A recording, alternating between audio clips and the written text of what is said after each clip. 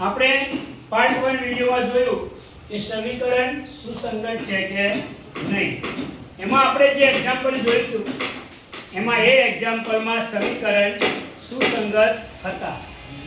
હવે આપણે બીજો એક એક્ઝામ્પલ જોઈએ. 2x - 3y = 8. 2x - 3y = 8 અને તેનું બીજું સમીકરણ છે 4x - 6y = 9. 4x - 6y = 9.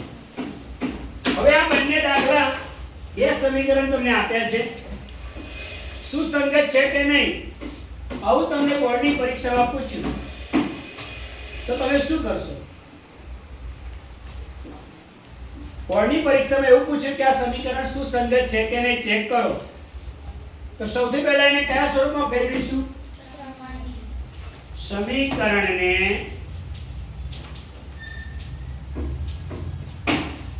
પ્રમાણિત સ્વરૂપમાં ફેરવ.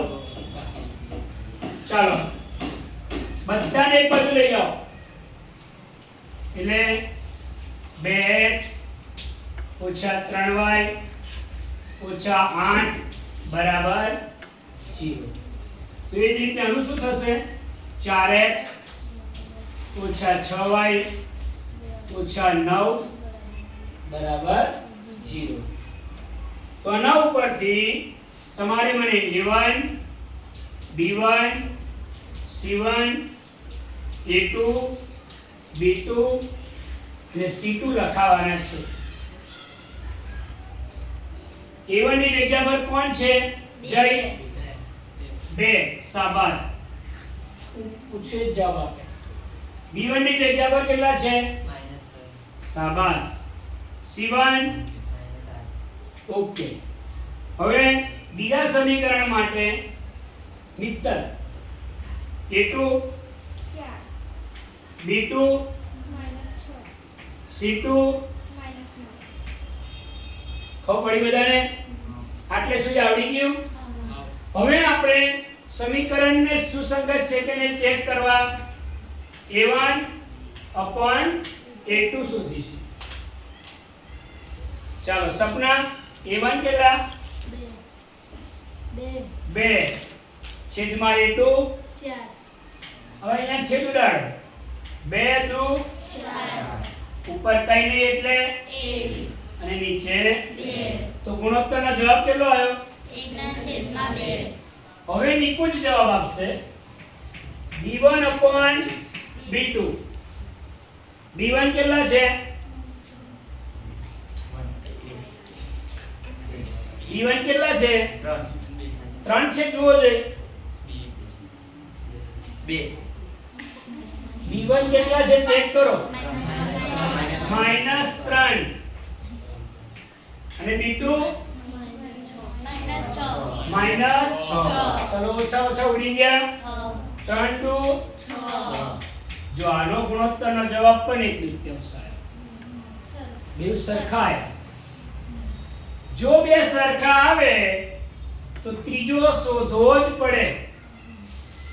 c1 upon c2.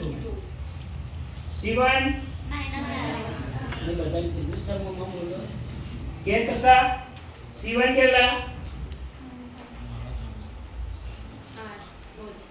8 c2 9 છે -9. ચલો આમે ઉડી ગયા. આ બેનો જવાબ કેટલો આવ્યો? 8/9. તો જો આ બેનો જવાબ સરખો આવ્યો પણ ત્રીજાનો આવ્યો કે કઈ શરતનું પાલન થયું? a1 upon a2 બરાબર b1 upon b2. પણ c1 upon c2 નથી. જો એ શરત નંબર 2.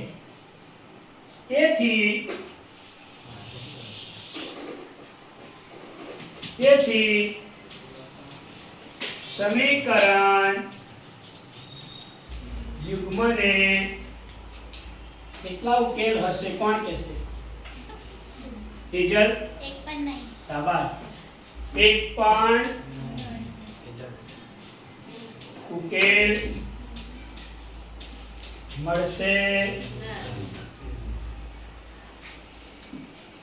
જેને એક પણ ઉકેલ ના મળે એ સમીકરણને સુસંગત કહેવાય સાક્ષી લખવાનું આમ સમીકરણ યુગ્મ સુસંગત નથી. હવે તમે આ જ રીતે આ શોધ્યું 1/2 આયા, બીજો ગુણોત્તર શોધ્યો એ પણ 1/2 આયા, ત્રીજો ગુણોત્તર શોધશો એ પણ 1/2 આયા, તો કઈ શરતનું પાલન થયું કહેવાય? a1/a2 બરાબર b1/b2 બરાબર c1/c2. ત્રણેય સરખા આવે તો તે સમીકરણ યુગ્મને કેટલા ઉકેલ મળે? અસંખ્ય. કેટલા ઉકેલ મળે? અસંખ્ય. અને જેને અસંખ્ય ઉકેલ મળે એ શું કહેવાય? ક્લિયર થયું? આવડશે? તો આપણે ત્રીજો દાખલો જોતા નથી. તમને કદાચ ગણવા માટે મહાવરામાં આપું તો તમને જોવાનું ત્રણેય સરખા આવે તો અસંખ્ય ઉકેલ મળશે. બે સરખા આવે ત્રીજો સરખો ના આવે તો એક પણ ઉકેલ નહીં મળે. તો આના પરથી નક્કી થઈ ગયું અને એક પણ ઉકેલ નથી તો એનો આલેખ કેવો મળશે? આવો મળશે, જેને કહેવાય સમાંતર રેખાઓ. બે રેખાઓ ક્યાંય છેદશે નહીં. સમજ પડી ગઈ? લખી લો.